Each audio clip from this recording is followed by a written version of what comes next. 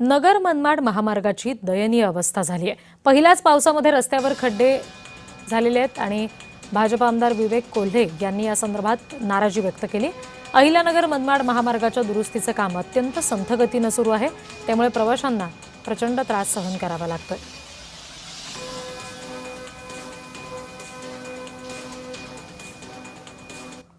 उत्तर आणि दक्षिण भारताला जोडणाऱ्या अहिल्यानगरमधून जाणारा मनमाड महामार्गाची दुरवस्था आजही तशीच पाहायला मिळत आहे।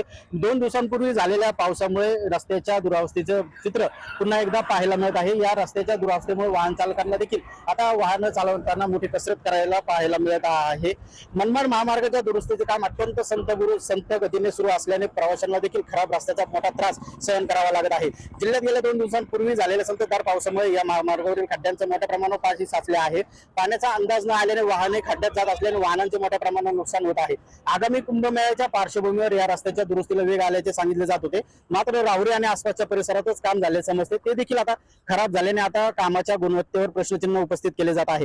दरम्यान मान्सून पूर्व रस्त्याची डागडुजी होऊन चांगला रस्ता मिळेल ही अपेक्षा फोल ठरल्याने वाहनधारकांमध्ये देखील नाराजी पाहायला मिळत आहे। काल झालेल्या भाजपच्या नवनिर्वाचित आमदारांच्या सत्कार सोहळ्यात देखील आमदार विवेक कोल्हे यांनी रस्त्याच्या दयनीय अवस्थेबाबत पालकमंत्री राधाकृष्ण विखे पाटील यांच्या समोर खंत व्यक्त केली होती। त्यामुळे आता हा रस्ता कधी दुरुस्त होतो हे पाहणे महत्त्वाचे ठरणार आहे। रस्त्याच्या जी डागडुजी आहे ती किमान पावसाळ्यापूर्वी देखील पूर्ण होईल का अशी अपेक्षा आता वाहनधारकांकडून केली जात आहे।